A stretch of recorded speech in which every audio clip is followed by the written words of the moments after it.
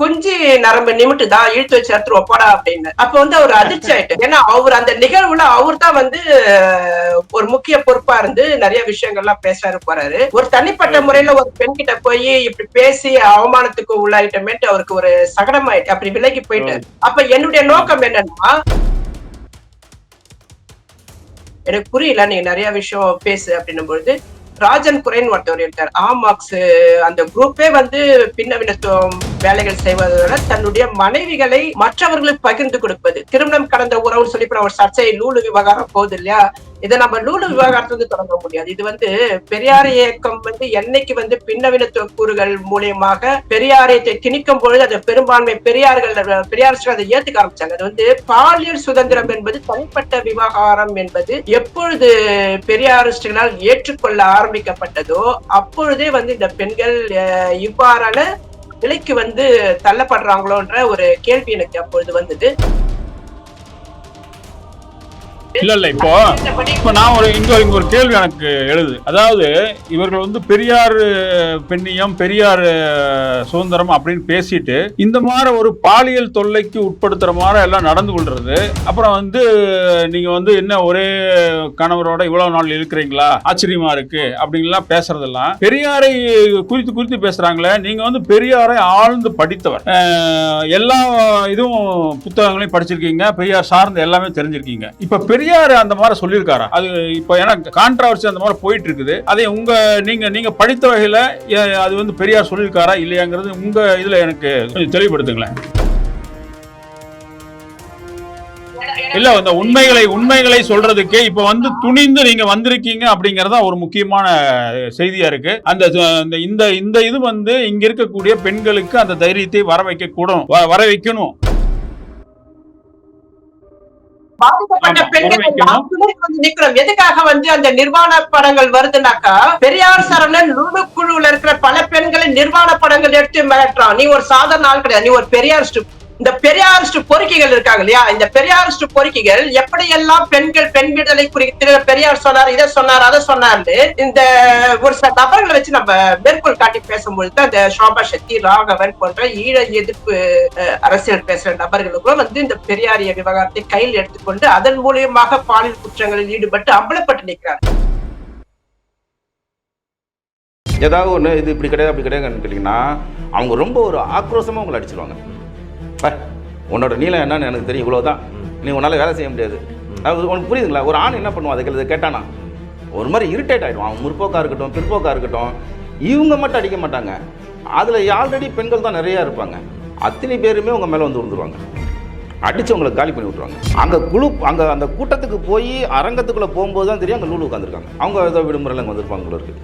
அங்கே தான் இந்த லூலு குரூப்பு இந்த இது நீங்கள் சொல்லக்கூடிய நபரில் ஒரு 2-3 பேர்த்து அங்கே சந்திச்சிருக்கேன். எவ்வளோ நேரம்? 1 மணி நேரம். அன்னையிலேருந்து இன்னைய வரல இவங்க யாரையுமே நான் பார்த்தது கிடையாது. லூலு வந்து பெண்களை விபச்சாரத்துக்கு தயார் பண்ணுது. இது ஒன்றும் இல்லைங்க, ரொம்ப நுணுக்கி பார்த்தீங்கன்னு வச்சிங்களேன், யார் கூட போனால் இதுதான் பிரச்சனை. WSP குரூப்புன்றது சீக்ரெட் குரூப்பு. அதில் யார் இருப்பாங்கன்னு கேட்டிங்கன்னா, இப்போ உதாரணத்துக்கு நீங்கள் ஒரு பெண்ணுன்னு வச்சுக்கோங்க, பெண்கள் தானே இருக்க முடியாதுல்ல, வேற யாரும் இருக்க முடியாதுல்ல. நீங்கள் ஒரு பெண்ணுன்னா உங்களுக்கு ஒரு லவ்வர் இருப்பார்ல, அவரும் உள்ளே வந்து எட்டி பார்க்கலாம். தமிழச்சியோட சாமர்த்தியம் என்னன்னு கேட்டிங்கன்னா, உங்களுக்கு ஃபோன் பண்ணுவாங்க. ஃபோன் பண்ணி உன் படம் என்கிட்ட இருக்குது என்ன சொல்கிறேன்னொடனே நீங்கள் உடனே அவங்களுக்கு நான் என்ன வேணாலும் சொல்கிறேம்மா என்ன இல்லைன்னா கூட கிரியேட் பண்ணுவாங்க. அவங்க வந்து ஒரு வயதுக்கு ஒரு 15-20 வயது குறைவாளர்களோட உறவு வச்சுக்கிறது அவங்களுக்கு ஒரு ஹாபி. யாருக்கு? சாரதாவுக்கு. அவங்களுக்கு இயல்பு, அதோட இயல்பு. ஒரு நாள் என்ன பண்ணுறாங்கன்னு கேட்டிங்கன்னா, டிப்ரெஷனில் வந்து நான் சாக போகிறேன்னு அழுகுறாங்க. என்னோடய நண்பர் சைக்கிராட்டிக், அவரை நீங்கள் சந்திங்க சரியாயிடனோடனே அந்த சைக்கிராட்டிக் நம்பரை கொடுக்குறாங்க. இவங்க அந்த அம்மா அவருக்கு ஃபோனை போட்டு நான் இந்த காஃபி ஷாப்பில் இருக்க வான்னு சொல்லி கூப்பிடுது. அவர் வந்து 1 மணி நேரம் பேசுகிறாரு. 1 மணி நேரத்தில் இந்த அம்மாவை போய் ரூமை போட்டுருக்கு.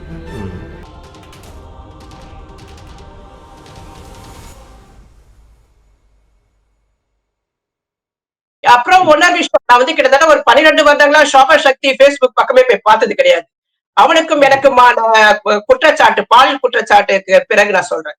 ஆனா நேற்று போய் அதை பார்க்கணும்னு தோணிச்சு. அவனுடைய பக்கத்தை போய் பார்க்கிற இந்த நிகழ்வுக்கு ஆதரவு தெரிவிச்சு கடுமையாக கண்டனம் தெரிவித்து பெரியார் கருத்துக்கள் இன்னும் அதிகமாக ஐரோப்பாவில் பரவ வேண்டும் அப்படி ஆவேசமாக டயலாக் விட்டு வச்சிருந்தார். உங்களுக்கு பெரியார் இயக்கம் சார்ந்த இந்த பெண் விடுதலை சார்ந்த விவகாரத்துல மட்டும்தான் இவங்க பெண் விடுதலை சுதந்திரம் கருத்துக்களை பேசுகிறோம் என்று சொல்லி பெண்களை பாலியல் ரீதியாக சுரண்டலுக்கு உட்படுத்தி கொண்டிருப்ப நபர்கள் இவர்களை அரசியலாக அம்பலப்படுத்துவதை நான் 2007 இருந்து நான் செஞ்சுட்டு இருந்தேன். அன்றைய காலகட்டங்களில் இவர்கள் பெரியாரியவாதிகள் கூட ஒரு சில நேரங்கள் என் மீது சில விமர்சனம் கூட வச்சிருந்தாங்க. நான் புலி எதிர்ப்பு கூட கூடி நான் செயல்படுறதான ஒரு குற்றச்சாட்டுகள்லாம் வந்தது. அப்புறம் ஒன்னொரு பக்கம் பாத்தீங்கன்னா விடுதலை புலிகள் மேல அவர்களும் சில குற்றச்சாட்டுகள் என் மீது வைக்கிறாங்க. அப்போ நம்ம சமூக ஊடகங்கள்ல இருக்கிறோம், நாம என்ன நிலைப்பாட்டுல இருந்து செயல்படுறோம், நம்மளுடைய நிலைப்பாட்டு ஒவ்வொரு காலகட்டத்துல மாறுபடுதா, எப்பவும் ஒரே மாதிரியா இருக்குதான்றத பாக்கணும். அது கொள்கை ரீதியாக இருந்தாலும் சரி, அரசியல் விவாதங்களாக இருந்தாலும் சரி, கட்சி சார்பற்று. நான் எப்பவுமே கட்சிக்கு சார்பாக பேசுற ஆள் கிடையாது. ஒரு நடுநிலை நடுநிலை என்பது பொய்ன்னுவாங்க. அந்த நடுநிலை என்பதுன்னா காழ்ப்புணர்வற்று ஒரு நடுநிலையில இருந்து நாம இப்போ நாம் தமிழர் கட்சி மீது கடுமையான விமர்சனங்கள் வருது, பெரியார் இயக்கங்கள் மேல கடுமையான விமர்சனம் நடக்குதுன்னா 2 விமர்சனத்தையும் நான் கவனிக்கிற ஒரு பார்வையாளர் நடுநிலையில இருந்து நான் பாக்குறேன். பார்க்கும் பொழுது அப்போ அதுக்கு பிறகுதான் அங்க நோட்டீஸ் கொடுக்கும்போது இது மாதிரிலாம் பேசுறாங்க. எல்லாத்தையும் கொடுத்துட்டு வந்த பிறகு மீண்டும் அந்த இடத்துக்கு போறோம். சோபா சக்தி அங்க இருந்தாரு, தகவல் எல்லாம் கேட்டாரு, நாங்க எல்லாம் சொன்னோம். அப்ப நான் கேட்டேன், நீங்களும் வந்திருக்கலாமே அப்படின்னும் பொழுது, இல்ல அங்க போனா நான் என்னுடைய அரசியல் நிலைப்பாடு வேறு, அது செட் ஆகாது அப்படின்னு சொல்லிட்டு நாங்க 3 பேரும் அப்புறம் சரி நாங்க போறோம்னு சொல்லிட்டு நானும் மாசிலாமணியும் வந்துட்டோம். அவரு விலகி போறோம் சோபா சக்தி. அப்ப நான் பார்த்தது 2வது முறை. அப்ப நான் வீட்டுக்கு நான் வந்துடுறேன். வந்துட்ட பிறகு கடந்த அது நாங்க அந்த போட்டோ எல்லாம் கொடுக்குறோம். விடுதலையில 3 பத்திரிகை செய்தியா வருது. ஐரோப்பா விழிப்புணர்வு இயக்கம் சார்பாக பகுத்தறிவு பிரச்சாரம் நடந்ததுன்னு திரும்பவும் பயங்கரமா போட்டோ எல்லாம் போட்டு செய்திகள்லாம் வர ஆரம்பிச்சது. அப்புறம் 3வது நிகழ்வாகத்தான் பிரான்சுக்கு வீரமணி எல்லாம் கூப்பிடலான்னு பொழுது அவர் சில நபர்கள்லாம் அரசியல்வாதிகள் கனிமொழி பேர்லாம் சொன்னாரு. எனக்கு அப்பதான் கொஞ்சம் எங்கோ இடற மாதிரி ஒரு உணர்வு வந்துட்டே இருந்தது.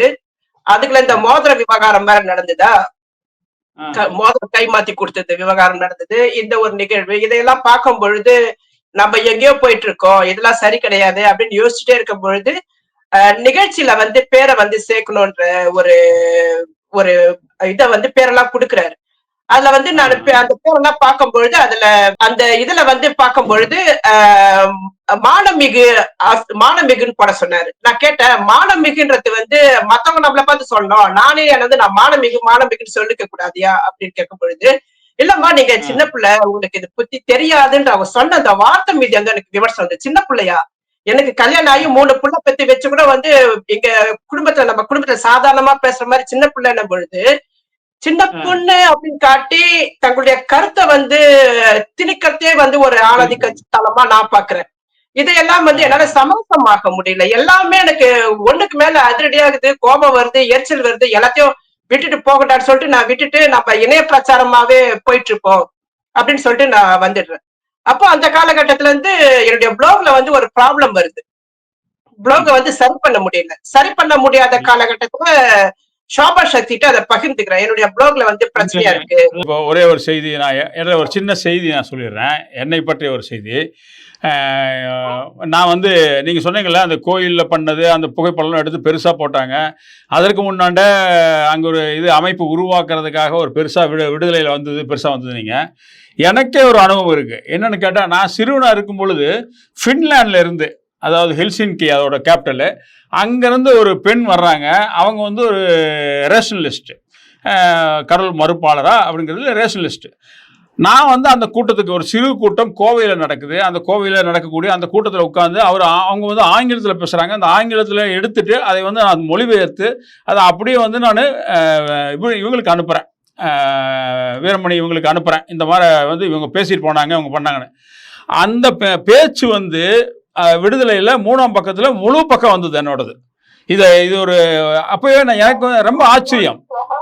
ரொம்ப ஆச்சரியம். என்னடா இது, நம்ம இங்க நடந்ததே என்ன நடந்ததுன்னு சொல்லி ஒரு செய்தி சொல்றோம். அது வந்து மிகப்பெரிய அளவில் ஒரு இது பண்ணாங்க அப்படிங்கிறது இது ஒரு எனக்கு ஒரு இன்சிடென்ட். அந்த இன்சிடென்ட் உங்களுக்கு இந்த இடத்துல பகிர்ந்து கொள்றதை நான் மகிழ்ச்சிறேன். நீங்க தொடர்ந்துங்க. அப்புறம் என்னாச்சு அந்த இது நீங்க சொன்னீங்க, தொடர்ந்து. நீங்க வந்து உங்களுடைய நிறைய விஷயங்களை வந்து மூடி மறைக்கிறாங்க. நான் வந்து இன்னும் சில விஷயங்களை குறித்து வெளிப்படையா சொல்லணும்னாக்கா, உங்களுக்கு 10-11 வயதுல இருக்கும்போது நீங்க பெரியார் கூட பக்கத்துல இருந்து போட்டோ எடுத்தீங்க, ஞாபகம் இருக்கு, கரெக்டா? ஆமா ஆமா ஆமா ஆமா ஆமா. அதெல்லாம் நீங்க ஒரு தன்னடக்கம் காரணமா நிறைய விஷயத்த வந்து நீங்க பேச மாட்டீங்க. நீங்க புலிகள் கூட எந்த அளவுக்கு நெருக்கமா இருந்ததெல்லாம் வந்து இப்ப பேசினா உங்களுக்கு பிரச்சனை ஆயிடுமா என்னதுக்காக சொல்ல தயங்குறீங்களான்னு எனக்கு புரியல. இப்ப நாம 2 பேரும் விவாதம் பண்ணும் பொழுது இதெல்லாம் சில விஷயம் நம்ம மேற்கோள் காட்ட வேண்டியதா இருக்கு. ஏன்னா நீங்க ஊடகத்துறைக்கு வந்துட்டு யூடியூப் சேனல்ல உட்காந்துட்டு ஒரு பெரும் ஒரு விடுதலை புலிகள் உங்களை நம்பி தமிழகத்துக்கு கப்பலே அனுப்பினவங்க. 2வது என்னை நம்பி அனுப்பல, அவங்க அனுப்புனாங்க. அந்த கப்பல் வந்து அனுப்பப்பட்ட கப்பலை மறுபடியும் ஒரு பொறுப்புல இருந்தீங்க. சாரி, நீங்களும் ஒரு பொறுப்புல இருந்தீங்க, இப்படி எடுத்துக்கலாம், சரியா? அந்த காலகட்டங்கள்ல வந்து எனக்கு இன்னொரு சம்பவம் கூட ஞாபகம் வருது. நீங்க வந்து பிரபாகரனுடைய தாயார் தமிழ்நாட்டுக்கு வந்திருக்கும் பொழுது ஏர்போர்ட்ல தடுத்து நிறுத்தப்பட்டாங்க இல்லையா? அந்த காலகட்டத்துல வந்து அவங்க கிட்ட இருந்து கடிதம் வாங்கி அவங்க அம்மாவுக்கு வந்து கையெழுத்து போட தெரியாதுன்னு சொல்லிட்டு கை நாட்டு வச்சு கொடுத்தாங்க. அந்த கடிதத்தை நீங்க எடுத்துட்டு போனீங்க. அது பேரு வந்து சுபவி வாங்கிட்டாரு. அந்த நிகழ்ச்சியெல்லாம் நடந்தது. அதெல்லாம் நீங்க மறுக்கிறீங்க. இதையெல்லாம் நீங்க வந்து பொது ஊடகத்துல வந்து பேசுவோம். ஏன்னா இன்னைக்கு கரிகாலன் இன்னும் சில மைனர் போன்ற யூடியூப் சேனல்ல திமுக ஆதரவா செயல்படுறவங்க அவங்கத்தான் வந்து விடுதலை புலிகளுக்கு நெருங்க உட்காந்து பார்த்த மாதிரி. நீங்க எல்லாம் வந்து நாமெல்லாம் வந்து கூட நிறைய விஷயங்கள் பண்ணிருக்கோம். மனித உரிமை அமைப்பு சார்பாக நிறைய விஷயங்கள் பண்ணிட்டு நம்ம எதுவுமே வெளியே சொல்ல முடியாம வாய மூடிட்டு உட்காந்து இருக்க வேண்டியதா இருக்கு. ஆனா தமிழ்நாட்டுக்கு இவங்க செய்யற விஷயங்கள் மிகைப்படுத்தி பேசி பேசி ஒரு கட்டத்துல என்னைய வர புள்ளி எதிர்ப்பா ஆகிட்டாங்க. எனக்கு வந்து என்ன பண்றதுன்னு தெரியாம, அதான் நாம 2 பேரும் இப்ப தொடர்ந்து நிறைய விஷயம் வெளிப்படையா பேசுறது பெஸ்டா இருக்கும்னு நினைக்கிறேன். நீ நம்ம தொடர்ந்து பேசுவோம். நீங்க இந்த செய்தியை சொல்லுங்க. ஆமாமா, நம்ம செய்வோம். நிறைய செய்திகள் இருக்குது. அதெல்லாம் நம்ம வரலாற்றுல மறைக்க முடியாது. அந்த செய்தியெல்லாம் கண்டிப்பாக அதுல வெளி வரும். நம்ம உருவாக்கணும். ஏன்னா மத்தவங்க வந்து உருவாக்கிட்டாங்க. அவங்களுக்கான வரலாறுல உருவாக்கிட்டே வரும்போது நம்ம கதாபாத்திரம் நாமெல்லாம் மனித உரிமை செயல்பாட்டுல என்னென்ன பண்ணிட்டு இருந்தோம் பேசணும். ஐநா சபையில வந்து இல்ல என்னன்னு கேட்டா, என்னை விட பல மடங்கு எனக்கு தெரிந்தவர்களே பலது செஞ்சு கொண்டு இன்னைக்கு அமைதியாக இருந்து கொண்டிருக்கிறார்கள். அவங்களையெல்லாம் பார்க்கும் பொழுது நம்ம பண்ணதெல்லாம் பெருசு கிடையாதுங்க. ஆனா ஒண்ணுமே பெண்ணாம சொல்லலாம் சிறு பங்களிப்பு, அவ்வளவுதான். நமக்கான ஒரு சிறு பங்களிப்பு நம்மளால செய்ய முடிஞ்சது. மனித உரிமை அமைப்பு செயல்பாட்டுல நாம என்ன செய்யறோமோ அதை செய்யலாம். நிறைய விஷயங்கள் அமலப்படுத்த முடியும். ஈழத்து படுகொலையை வந்து நம்ம வந்து ஐநா சபை வரைக்கும் படங்கள் எல்லாத்தையும் ஆவணப்படுத்தி காட்டுறது, நடக்கிற பிரச்சனைகள், இதையெல்லாம் பேச ஆரம்பிச்சாக்கா கொளத்தூர்மணி தமிழ்நாட்டுல செஞ்ச பெரியாரிய தோழர்களை விட நம்ம ஹை லெவல்ல வேற நிறைய விஷயம் பண்ணிருக்கிறதெல்லாம் பேச தற்புகழ்ச்சியா மாட்டேன் வாய முடிட்டு உட்காந்து இவ்வளவு காலமோ. ஆனா இப்ப காலம் அதுக்கு தேவையை வந்து ஏற்படுத்திட்டே இருக்கோம். அப்படி ஒரு தேவையை தான் நம்மளுக்கு உருவாக்கும் பொழுது இந்த சோபசக்தி ராகவன் சார்ந்த விஷயங்களை வந்து இன்று நம்ம பதிவு செய்ய வேண்டிய நெருக்கடிக்கு வரதுக்கு காரணம் என்னன்னா, தமிழ் கேள்வி நெறியாளர் அவரை வந்து விடுதலை புலிகளின் முக்கியமான 5 பொறுப்புல இருக்கிற நபர்களின் ஒருவராக அடையாளம் காட்டி அவர் மூலியமாக வந்து புலிகளுக்கு எதிராக கருணாநிதி இருந்தான்னு பேச வைக்கிறதெல்லாம் வந்து வன்மத்தின் உச்சமா எனக்கு தெரியும். அவ்வளவு கோபம் வருது. அந்த தொடர்ச்சியாகத்தான் இதையெல்லாம் நம்ம பேசணும்னு சொல்லிட்டு பேச வேண்டிய காலத்தின் கட்டத்துல இருக்கிறோம். பேசணும்.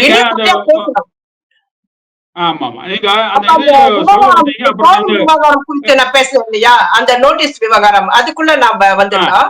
அந்த நோட்டீஸ் விவகாரம் வந்து அதுவும் பத்திரிகை செய்தியில விடுதலையில வந்தது இல்ல. இப்போ நீங்க வந்து அந்த இதுல தொடர்ச்சியா வரும்பொழுது என்ன இதுல நிறுத்தீங்கன்னா, 2ஆம் முறை வந்து சோகசக்தியோடது பாத்துட்டீங்க. நீங்க மொத்தம் 3 முறை பார்த்துன்னு சொன்னீங்க.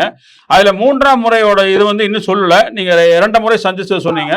3ஆம் முறை என்ன காலத்துக்காக என்ன காரணத்துக்காக அவர் சந்திச்சீங்க, என்ன நடந்தது? இந்த 2ஆம் முறை வந்து நான் சொல்றது பெஸ்டா இருக்கும். ஃபர்ஸ்ட் முறை நான் சொல்லிடுறது என்ன சிறப்பா இருக்கும். ஃபர்ஸ்ட் முறை வந்து நான் பார்த்தது எப்படின்னா, நான் தைரியமும் அதேரியும் என்ற ஒரு புத்தகம் தமிழ்ல எழுதினேன். அப்ப அந்த 2005 வந்து நான் எழுதுறேன். அந்த புத்தகம் வந்து அளவுக்கு அதிகமாக வந்து பிரதி வந்து செஞ்சாச்சு. அப்ப வந்து அது என்னால விற்பனை பண்ண முடியல. அது பிரான்ஸ்ல வந்து எனக்கு தமிழ்காரர்கள் யாருடையுமே நான் தொடர்புல இருந்தது கிடையாது. அப்போ எனக்கு கொஞ்சம் புத்தகம் வந்து பிரான்ஸுக்கு வர அனுப்பிட்டாங்க. அப்ப இதெல்லாம் எப்படி செய்யறதுன்னு அப்படி எனக்கு தெரிஞ்சுக்க முடியல என்னால.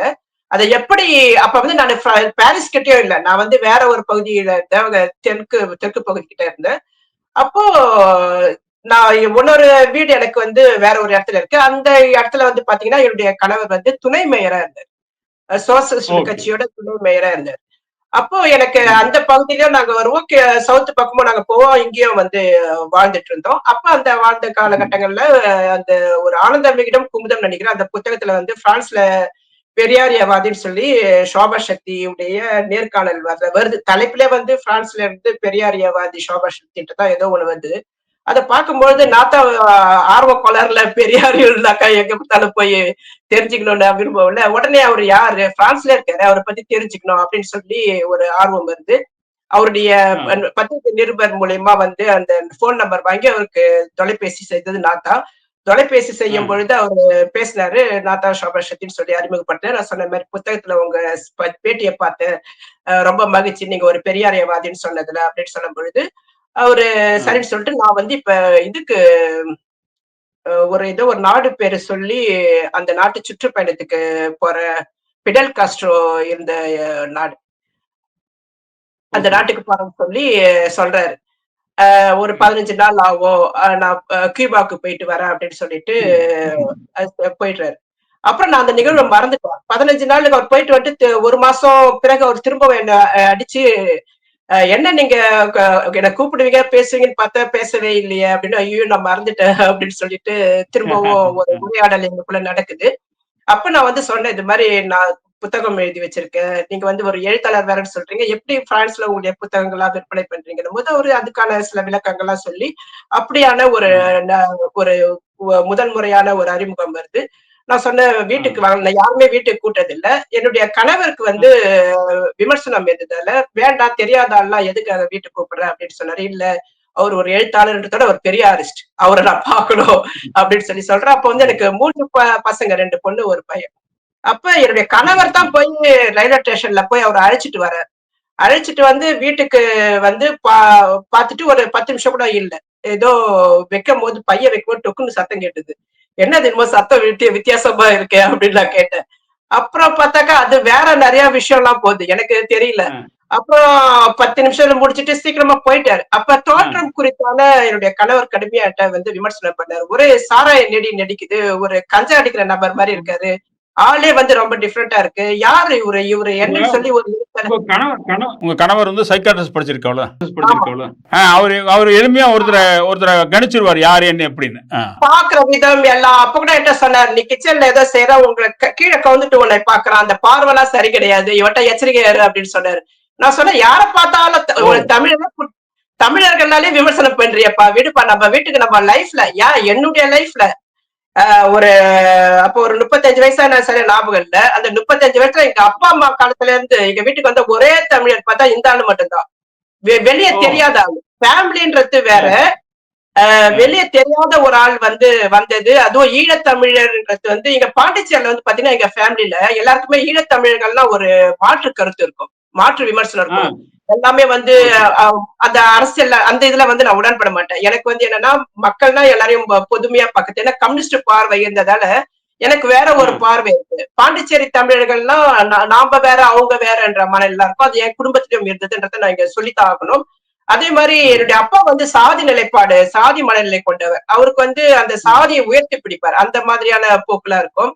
அப்ப வந்து பார்க்கும்போது ஒரு கிட்டத்தட்ட என்னுடைய தாத்தா வந்து அந்த காலகட்டத்திலே வந்து கோவில்லாம் கட்டுகிறாருன்னா ஒரு பெரும் செல்வந்தர்களா இருப்பாங்க இல்லையா. அப்ப செல்வந்தர்கள், நாங்க செல்வந்தர் கூட தான் எங்களுடைய பழக்க வழக்கம் இருக்கும், எளிய மக்கள் கிட்ட நாங்க நெருங்க மாட்டோம்ன்ற ஒரு ஒரு மேட்டுக்குடித்தனம் இருக்கும் எங்க ஃபேமிலிட்ட எல்லாத்தையுமே இருக்கும், என்னுடைய தாத்தா உட்பட, எங்க அப்பா உட்பட. அப்போ எனக்கு வந்து இயல்பாகவே வந்து இப்ப பெரியார் இயக்கத்தோட சேரி பகுதிக்கெல்லாம் அழைச்சிட்டு போவாங்க. நான் எல்லா எளிய மக்களுடைய வாழ்க்கையெல்லாம் வந்து நான் பார்க்கணும். எல்லா அரசியலும் நான் வந்து ஆப்பிரிக்கா நாடுகளுக்கும் போயிருக்கேன். இதை விட இந்தியாவோட இன்னும் மோசமான இது. ஏன்னா மனித உரிமை செயல்பாட்டுல இருக்கிறவங்க எல்லாம் விசிட் பண்றதுக்கு சில இடங்கள்லாம் போய் நம்ம பார்ப்போம். அந்த மாதிரி எல்லாம் அதிகமா போன இடம் வந்து ஆப்பிரிக்கா நாடுகள். அப்ப அதையெல்லாம் பார்க்கும் பொழுது எனக்கு வேற ஒரு பார்வை இருக்கு. கருத்தியல் ரீதியான பார்வை அது. எளிய மக்களையும் மக்கள் தான். அங்க பொருளாதாரம் பின்னுக்கு தள்ளப்படும். கார்ல் மார்க்ஸ் சொல்வார் இல்லையா, மனிதனை விட முதலாளித்துவம் உருவாக்கி அந்த பணத்துக்கு தான் மதிப்பு. அந்த பணம் வந்து ஒரு பொருட்டா இருக்கக்கூடாது. மனிதர்கள் மனிதத்துக்கான நம்மளுடைய செயல்பாடுன்றது வந்து டீச் பண்ணிட்டே இருப்பாங்க நமக்கு. மனித உரிமை செயல்பாட்டுல வந்து தொடர்ந்து அது பயிற்றுவித்தல், அதெல்லாம் வந்து ஒரு மாறுதல் வரும்போது நான் வந்து சில தவறுகளை செஞ்சிருக்கேன், அதை ஒத்துக்கிறேன். ஒரு நபர் ஒரு குடிகாரங்கிட்ட போய் ஒரு ஃப்ரெண்ட்ஷிப்பை வச்சுக்கினாக்கா அதுக்கான எதிர்வினைகள் எப்படி இருக்கும்னு நம்ம என்னுடைய வாழ்க்கையில நடந்த ஒரு சம்பவமா அதை நான் முன்னுதாரணமா நான் பார்த்தேன். இது வந்து ஃபர்ஸ்ட் அவர் வந்ததை நான் சொல்றேன். அதுக்கு பிறகு வந்து இந்த புத்தகம் வந்து பதிப்பகம் பதிவுகள் ஒரு இணைய ஊடகத்துல வந்து அறிமுகம் செய்ய வச்சாரு என்னுடைய புத்தகத்தை வந்து. அதுல கொஞ்சம் விற்பனை ஆகிறதுக்கான வாய்ப்புகள்லாம் உருவாக்குன்னு சொல்லிட்டு என்னை பத்தி குறிப்புகள்லாம் வந்து ஷாபாக் சக்தி கொடுத்தாரு. அப்படி ஒரு அறிமுகம் வந்து அதுக்கு பிறகுதான் நல்ல ஒரு 3 மாசம் தான் பேசுனேன் அவர் கூட. 3 மாசத்துமே நிறைய விஷயங்கள் நடந்தது. அப்ப இந்த சமூக ஊடகங்கள்ல என்னுடைய இயக்கம் இருந்துட்டே இருக்கும்பா. அப்ப நான் என்ன பண்ணா, பெண்கள் சந்திப்பு நிகழ்வு நடக்குது, நீங்க வந்து கலந்துக்குங்கன்னு சொல்லி என்னை வந்து கேட்டிருந்தாரு ஷோபா சக்தி. அதை வந்து நான் பதிவு செஞ்சிருந்தேன், புளோக்ல வந்து பதிவு செய்யறேன். அதை பார்த்துட்டு வி சபேசன் என்பவர் வந்து தொடர்பு கொண்டு அவர் வந்து ஐரோப்பிய புலிகள் ஒருங்கிணைப்பாளர் அந்த காலகட்டத்துல இருந்தார் நினைக்கிறேன். அவர் வந்து ஆமா ஜெர்மன், ஆமா ஆமா வி சபேசன் ஜெர்மன். அவரு கூட வந்து நிறைய அப்புறம் அந்த நிகழ்வுலாம் நடக்கும்போது அதுல போய் கலந்துக்காதீங்கன்னு சொன்னாரு. நான் போய் கலந்துப்பேன், நீங்க யாரும் சொல்றது கலந்துக்க கூடாதுன்னும் போது அப்பவே வந்து தமிழச்சி வந்து புலி எதிர்ப்பு அவங்க மாத்திட்டு அது ஒரு சர்ச்சை ஒரு பக்கம் ஓடிட்டு இருந்தது. அங்க போகும்பொழுதுதான் அந்த நிகழ்வுல கலந்துக்கும் பொழுது உலகத்துல இருந்து அந்த இலக்கியவாதிகள்ன்ற அந்த பெண்கள் சில ஆண்கள்லாம் வந்து கலந்துக்கிறாங்க. அந்த கூட்டத்துலதான் வந்து அதுக்கு முன்னாடியே வந்து தலித் அமைப்பு எல்லாம் உருவாக்கிட்டாரு. தேவதாசை வச்சு ஒரு தலித் அமைப்பு உருவாக்கும் பொழுது திரும்ப கூட வந்து பேசுறதுக்கு வாய்ப்பு ஏற்படுத்தி கொடுக்க முடியுமா அப்படின்லாம் வந்து மூலியமா முயற்சி பண்ணாங்க. ஆனா எனக்கு அந்த காலகட்டத்துல இதுல இன்வால்வ் ஆக எனக்கு விருப்பம் இல்லை. அதே திரும்ப வந்து பிற்காலத்துல ராகவன் நடத்திய நிகழ்வுல புத்தக நிகழ்வுல கலந்து அது பெரிய சர்ச்சை தமிழ்நாட்டுல வந்தது. தமிழ்நாட்டுல ஒரு யூடியூப் சேனல்ல பேட்டியில கூட கேட்டாங்க, புலி எதிர்ப்பு தெரிஞ்சு எப்படி நீங்க அவங்களோட இணைந்து பயணிச்சீங்க அப்படின்ற மாதிரிலாம். அப்ப திரும்ப வந்து எனக்கு தெரியாதுன்றாரு. அப்ப தலித் திரும்ப ஏமாற்றப்பட்டிருக்காரு நான் சொல்லுவேன். இவர்களுக்கு வந்து என்னன்னா, பெரியார் இயக்கத்தை ஊடுருவதுக்கும் தமிழ்நாட்டுல ஒரு செல்வாக்கு தங்களுக்கு வரணும்ட்டு இந்த புலி எதிர்ப்பு கும்பல் என்ன பண்ணுவாங்கன்னா, பெரியார் அமைப்புகளை வந்து ஊடுருவது, அவர்கள்கிட்ட வந்து ஏதோ ஒரு வகையில நாங்களும் வந்து ஈழத்துல தலித்துன்ற வார்த்தையா அந்த காலகட்டத்துல இல்லைன்னு சொல்றாங்க. குழந்தை போராளிகள்லாம் வந்து உருவாக்குறாங்கன்னு சொல்லிட்டு ஒரு சர்ச்சை எடுத்துட்டு வந்தாங்க. அப்புறம் வந்து காத்தான்குடி இஸ்லாமிய படுகொலையை வந்து முன்னிறுத்தி ஏதோ ஒரு வகையில அதை முன்னிறுத்தி ஆதரவை வந்து விலக்கு வைக்கிறதுக்கான பெரியார் இயக்கத்துக்குடைய ஆதரவை விலக்கு வைக்கிறதுக்கான முயற்சி எல்லாம் இந்த புலிகள் எதிர்ப்பு மேற்கொண்டாங்க. அதை ஏன்கிட்ட வந்து செஞ்சிருக்காங்க. எனக்கு மக்கள் வந்து ஒடுக்கப்பட்டதுல மிகவும் ஒடுக்கப்பட்ட மக்கள் யாருன்னா அவங்களுக்கு ஆதரவாகத்தான் நம்ம இருக்க முடியும், எந்த மாற்று கருத்தும் இல்ல. சேகுவாரம் அதைத்தான் சொல்லுவாரு, ஸ்டாலின் அதைத்தான் சொல்றாரு. ஸ்டாலின்னாக்கா ஜேவி ஸ்டாலின் சொல்றேன். லெனினும் அதைத்தான் சொல்லுவார், கார்ல் மார்க்ஸும் அதைத்தான் பேசுறாங்க. இடதுசாரிய தத்துவமே அதைத்தான் பேசுது. பெரியார் அம்பேத்கரும் அதைத்தான் பேசிட்டு இருக்காங்க. அந்த அடிப்படையில நம்ம ஒடுக்கப்படும் மக்கள்னாக்கா இந்துத்துவத்துக்கு எதிராக இஸ்லாமியர்கள் ஒடுக்கப்படுறாங்கன்னா இந்தியாவுல இஸ்லாமியர்களுக்கு ஆதரவா தான் நிக்க முடியும். அந்த அரசியல் தான் பெரியாரும் செய்வாரு, அதைத்தான் பெரியாரிஸ்ட் கூட செய்வாங்க, அதைத்தான் நானும் செய்வேன். அதுல ஊடுருவல் பண்ணி புலிகளை வந்து விரித்தி எடுக்கணும்ன்றதுல சில விமர்சனம் வருது. அது அரசியல் ரீதியா இன்னும் விரிவாக வந்து பேசுவதுனாக்கா மார்க்சியவாதி தோழர் ரயாகரன் போன்றவர்களுக்கு பேசுவதற்காக தகுதி இருக்குதே தவிர இவர்கள் சிண்டு முடிக்கிற வேலை செய்யற இவங்களுக்கு அந்த தகுதி இல்லைன்னு சொல்லுவோம். உன்னுடைய வேலை என்னன்னா உள்ள அவசியம் இருக்கு இல்லையா, அந்த வேலையில நம்ம பலியா. இப்போ உங்களோட புத்தகங்கள் விற்பதற்கான அந்த அவரை கூப்பிடுறீங்க, அவர் வந்து சில உதவிகள் செய்யறாரு ஷோபாக் சக்தி. அப்புறம் அதுல வந்து அந்த பதிவுங்கிற ஒரு இணையதளத்திலையும் கூட உங்களை பத்தி குறிப்புகள் வருது. அதற்கு பின்னாடி என்ன நடந்தது? ஏன்னா 3 முறை தான் நீங்க சந்திச்சிருக்கீங்க. அதுல முதல் முறை என்ன நடந்துன்னு சொல்லிட்டீங்க. அது எப்படி அடுத்த சந்திப்பு எங்க நடக்குது, என்ன ஆகுது, என்ன நிகழ்ச்சி? இந்த விவகாரத்துல வந்து அவர் என்ன சொல்றாருன்னா, அந்த என்னுடைய இதை வந்து ப்ராப்ளம் வந்துன்னு சொல்லி என்னுடைய அந்த நிகழ்வு 3வது நிகழ்ச்சியில வந்து அவரு அந்த நிகழ்வுக்கு நான் போனேன்னு சொன்னேன் இல்லையா, அங்கதான் வந்து ராகவன் பார்க்கலாம். அந்த மீட்டிங் முடிச்ச பிறகு அந்த புத்தகங்கள்லாம் இருந்து அங்க பாத்துட்டு இருக்கும் போது ராகவன் நான் தனியா இருந்து என்கிட்ட அருகில வந்து அப்பவும் அந்த என்னுடைய கணவர் தான் அங்க விட்டுட்டு நான் வெளியில இருக்கிறேன், நான் வந்து இதுல வந்து கலந்துக்க விரும்புறேன்னு சொல்லிட்டு பசங்களோட அவர் வெளியே போயிட்டார் என்னை விட்டுட்டு. நிகழ்ச்சி ராகவன்னா கொடுத்துட்டு நீங்க இப்ப இப்ப இப்ப வந்து ஆமா இப்ப இருக்க இந்த ராகவன். ஆமா கான்ட்ரவர்சியில இருக்கிற அந்த ஆமா சிவகுமாரன் இந்த என்கிற ராகவன் அவர் தான் சொல்றீங்க. அவருக்கு ஏகப்பட்ட பேர் இருக்கு. நாம வந்து இப்போதைக்கு ராகவன்ற பேர்ல தான் அவர் உலாவிட்டு இருக்காரு. அவருக்கு இன்னும் நிறைய பேர்கள் இருக்கு. அப்போ ஓகே இந்த ஓகே ஓகே. ராகவன் வந்து என்கிட்ட வந்து சோபா சக்தி உங்களை லவ் பண்றதா சொல்றான் அப்படின்ன பொழுது நான் டக்குனு நிமிர்ந்து பார்த்தேன். எனக்கு கல்யாணம் ஆகி 3 குழந்தை இருக்கு தெரியுமா உங்களுக்கு அப்படின்னு கேட்டேன். ஆனா உங்களை பார்த்தா அப்படி தெரியல. உங்க உடம்பு வாகு, உங்க ஸ்டைலு, உங்க இது எல்லாம் பார்த்தா அப்படி தெரியலையே அப்படின்னு. இதையெல்லாம் தெரிஞ்சுக்கிட்டு தெரியாம கூட நீங்க வந்து ஒருத்தவங்க லவ் பண்ணுவோம் அதை வந்து என்கிட்ட சொல்லுவீங்களா அப்படின்னு கேட்ட உடனே இல்ல அவருக்கு பிடிச்சிருக்குன்னு சொல்றாரு, உங்களுக்கும் பிடிச்சிருக்கா அப்படின்னு கேட்டாரு. சாரி இந்த நேரத்துல ஒரு சில வார்த்தைகளை தப்பா வரும். அதை நான் சரியா சொல்றதா எனக்கு சரியானதா இருக்கும்னு நினைக்கிறேன். குஞ்சு நரம்பு நிமிட்டுதான் இழுத்து வச்சு எடுத்து ஒப்படா அப்படின்னு. அப்ப வந்து அவர் அதிர்ச்சி ஆயிட்டு. ஏன்னா அவர் அந்த நிகழ்வுல அவர் தான் வந்து ஒரு முக்கிய பொறுப்பா இருந்து நிறைய விஷயங்கள்லாம் பேச போறாரு. ஒரு தனிப்பட்ட முறையில ஒரு பெண் கிட்ட போய் இப்படி பேசி அவமானத்துக்கு உள்ளாயிட்டமேட்டு அவருக்கு ஒரு சகடம் ஆயிடுச்சு. அப்படி விலகி போயிட்டாரு. அப்ப என்னுடைய நோக்கம் என்னன்னா, உன்னுடைய ஃப்ரெண்டே வந்து பேசினா கூட அவனுக்கு நீ அட்வைஸ் பண்ணிருக்கணும். எனக்கு கல்யாணமான பொண்ணுடா, ஏன்டா போய் அந்த பொம்பளை கிட்ட போய் ஒரு நிகழ்வுக்கு வந்த ஒரு பெண்ணை கிட்ட போய் நீ அப்படி அணுகலாமா? அப்படி அந்த பெண் வந்து அரசியலா வெளியே வராங்க. பெரியாரிய ஆர்வப்பாளர் சார்பா வந்து பெரியாரியவாதி நம்பிட்டு இருக்காங்க. அந்த நம்பிக்கைக்கு உண்மையா இருக்க முயற்சி பண்ணுன்னு சொல்லிருக்கணும். அப்படி சொல்லாம நீ வந்து இணக்கமா இருக்கியா, உனக்கு பிடிச்சிருக்கியா, அவன் கூட்டா போய் மேட்ரு பண்ணியோன்னா என்னடா அரசியல் பண்ணிச்சுக்கீங்க? இதையெல்லாம் மேடையில உட்காந்து பேசுவீங்களா? இதெல்லாம் அரசியல் படுத்த முடியுமா? மக்களுக்கு முன்பு நீங்க பேச முடியுமா? மக்களுக்கு முன்பு பேச முடியாத எதுவுமே நீங்க பின்னாடி செஞ்சா அது அசிங்கம் தான். அந்த அசிங்கத்தை வந்து நாங்க பின்னாடி செஞ்சுக்கோ, முன்னாடி நாங்க வேற ஏதோ அது குளத்து மணியா இருந்தாலும் தப்பு, சுபவியா இருந்தாலும் தப்பு, சோபா சக்தியா இருந்தாலும் தப்புன்னு பேசுவோம்.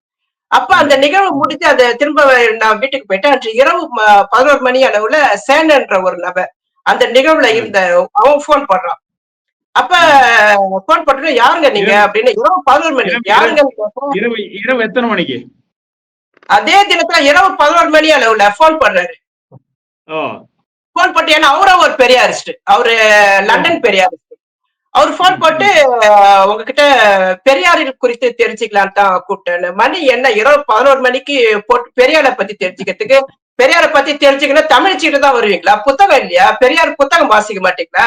அது சரி, நீ பெரியார் புத்தகம் வாசிக்காம பெரியார் உனக்கு நீ எப்படி பெரியாரிஸ்ட் ஆனு? பெரியார் புத்தகத்தையே பார்க்காத படிக்காத நீ ஒரு பெரியாரிஸ்டா நீ அப்படின்னு சொல்லிட்டு சேர நான் கேட்டுட்டு, உனக்கு யாரா என் போன் நம்பரை கொடுத்தா அப்படின்னு அவசரமா சோபா சக்தியை கொடுத்துட்டு ரொம்ப ரூடா பேசுறாங்க அப்படின்னு சேனல் சொல்றாரு. அப்ப சோபா சக்தி போட வாங்கிக்கிட்டு சோபா சக்தி வாங்கன்னு நான் திட்ட ஆரம்பிச்சிட்டேன். மத்தியானம் அந்த ராகவன் அப்படி பேசுறான், இவனாக்கா இப்படி பேசுறான், பெண்கள் அமைப்பு சந்திப்புன்னு சொல்லிட்டு பெண்களுக்கு வர சந்திப்புல நீங்க ரூட்டு போட்டு நைட்டு அதுல வர நிறைய பெண்கள் வந்து நைட்டு போய் அங்க தங்கியிருக்காங்க. அந்த அவங்க கூட ஒன்னா தங்கியிருக்காங்க. அதுல என்ன நடந்ததுன்னு தெரியும்.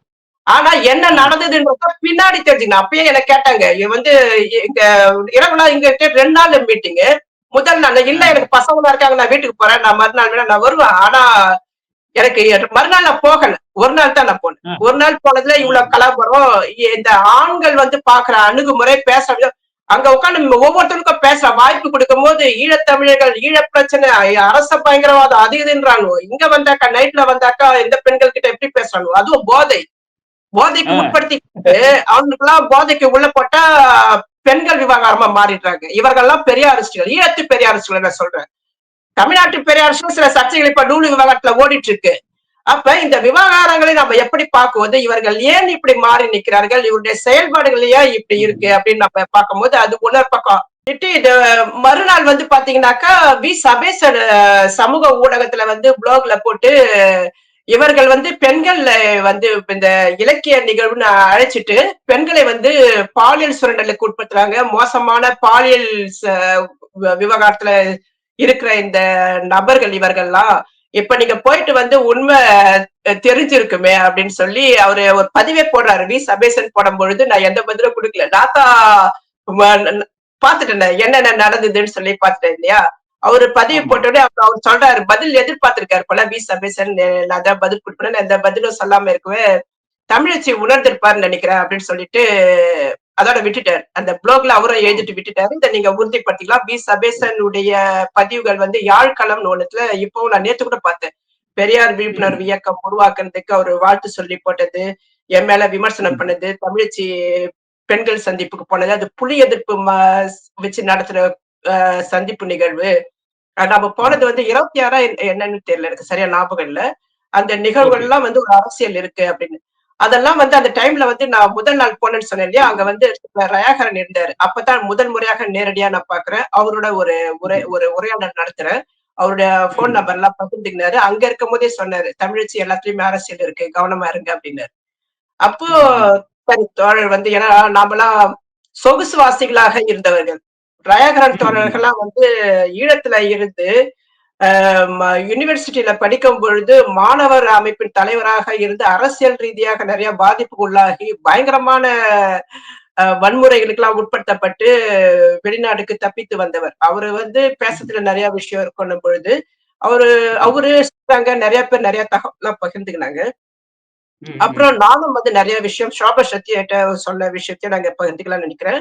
ஷோபா சக்தி என்கிட்ட கேட்கும் பொழுது, நீங்க என்ன பெரியாரிஸ்ட்னு சொல்றீங்க, எப்படி 18 வருடங்களுக்கு மேல ஒரே ஆண் கூட வந்து உங்களால இருக்க முடியுது அப்படின்னு கேட்கும் பொழுது எனக்கு ஷாக்கா இருந்தது.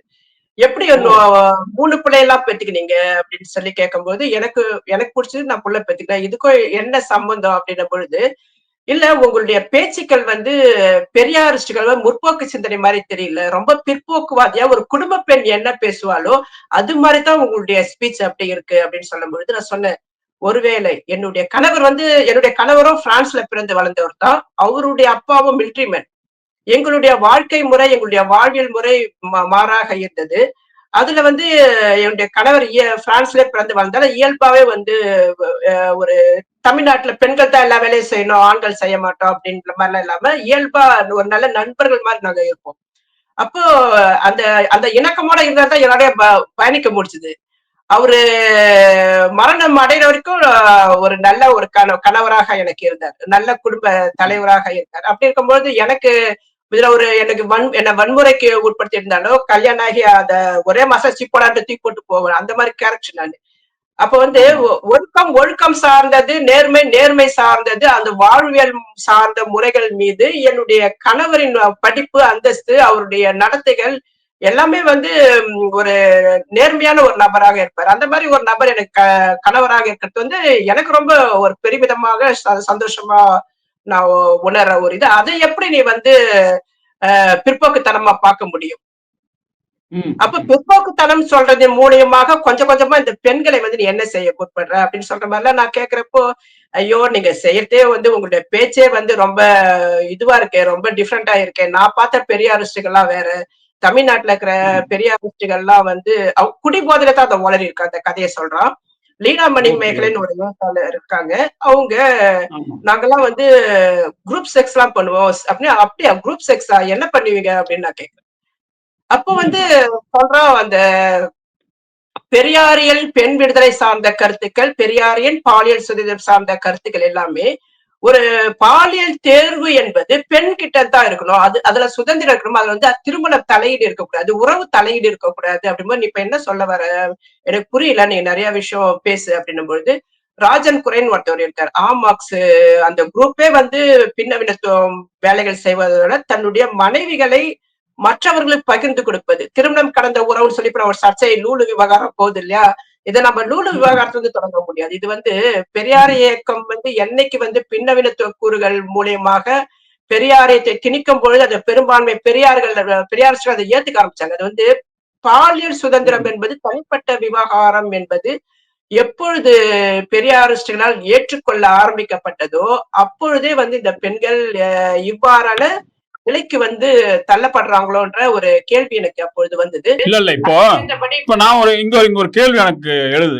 அதாவது இவர்கள் வந்து பெரியார் பெண்ணியம், பெரியார் சுதந்திரம் அப்படின்னு பேசிட்டு இந்த மாதிரி ஒரு பாலியல் தொல்லைக்கு உட்படுத்துற மாதிரி எல்லாம் நடந்து கொள்றது, அப்புறம் வந்து நீங்க வந்து என்ன ஒரே கணவரோட இவ்வளவு நாள் இருக்கிறீங்களா, ஆச்சரியமா இருக்கு அப்படின்லாம் பேசுறதெல்லாம் பெரியாரை குறித்து பேசுறாங்களே. நீங்க வந்து பெரியாரை ஆழ்ந்து படித்தவர், எல்லா இதுவும் புத்தகங்களையும் படிச்சிருக்கீங்க, பெரியார் சார்ந்த எல்லாமே தெரிஞ்சிருக்கீங்க. இப்போ பெரியார் அந்த மாதிரி சொல்லியிருக்காரா?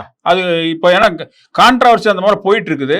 அதை நீங்க படித்த வகையில் அது வந்து பெரியார் சொல்லியிருக்காரா இல்லையாங்கிறது உங்க இதுல எனக்கு கொஞ்சம் தெளிவுபடுத்துங்களேன். பாலியல் சுதந்திரம் சார்ந்து பெரியார் பேசிய வகை குறித்து நீங்க கேக்குறீங்கன்னாக்கா, பாலியல் சுதந்திரம் வந்து ஷாபா சக்தி சொல்ற கட்டற்ற பாலுறவு கோட்பாடு குறித்து பெரியார் பேசியதாக எங்குமே இல்லை.